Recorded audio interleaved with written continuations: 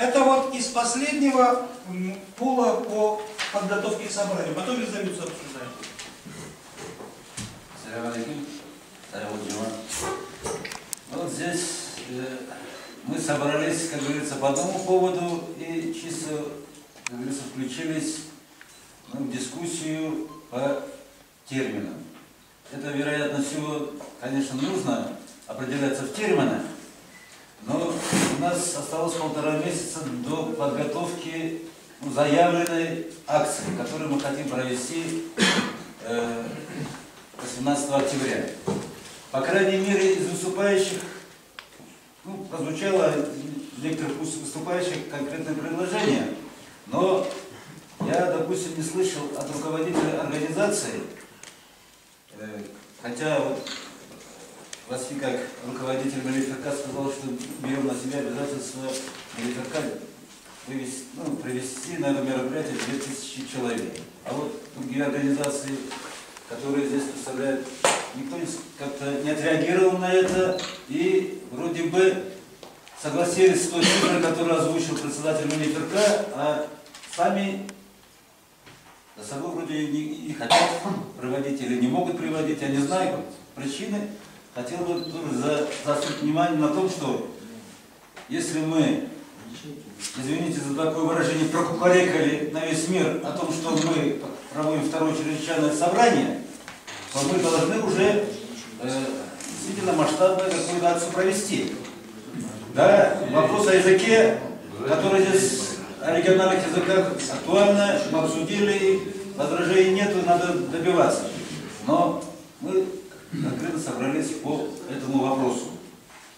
Я вот из тех предложений, которые прозвучали здесь, я бы хотел, как говорится, конкретизировать. Здесь было, допустим, наверное, сказано предложение хорошее о работе с молодежью. Действительно, если друг на друга посмотрим, миллионы сединами люди сидят. Практически молодежи нет. Я бы к уважаемому профессору обратился, который работает в институтах, университетах. Возможно ли до 18 мая, допустим, со студенческой молодежью встретиться ветераном национального движения и поговорить о сути этой предстоящей акции. Встретиться с руководителями молодежных организаций, хотя не под контролем Меджлису, но на сегодняшний день они, как вот по той же информации, наверное, не знают, не имеют опыта, не знают, куда пойти. Если гора не идет к Магомету, Магомед идет к горе. Если молодежь к нам не приходит, давайте мы пойдем, молодежи, встретимся и тоже объясним суть того, что мы хотим. Поэтому я думаю, что ветераны, если встретиться с молодежью, они найдут подходящие слова, объяснят, расскажут. Я думаю, многих, тех, которые ввели заблуждение, руководители Меджлиса, переменят свои позиции, может быть, переменят свои взгляды.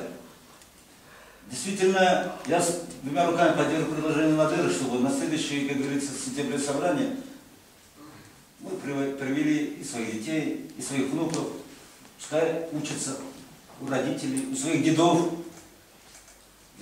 Действительно, для чего мы собираемся, теряем время, и что мы вообще делаем. И второе. Также прозвучало здесь предложение провести акцию перед зданием Верховного Совета Крыма, когда будет работать сессия по рассмотрению вопроса о региональных языках. Это прошло, а конкретики будем собираться, не будем собираться, как мы будем организовывать или не будем организовывать.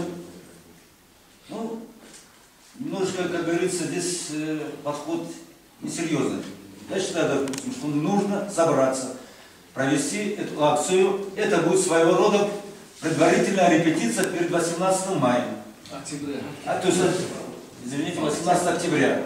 Надо, если мы все считаем, что закон о региональных языках, будем так говорить, та соломинка, за которую мы можем взяться для сохранения своего языка, надо эту соломинку поддержать и добиться, чтобы, как вот здесь юристы говорили, о том, что без всякого процентного содержания.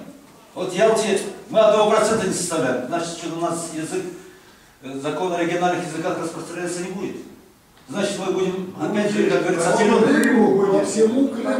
По Да. всему Крыму думают. Поэтому я думаю, что надо тоже собраться и конкретизировать.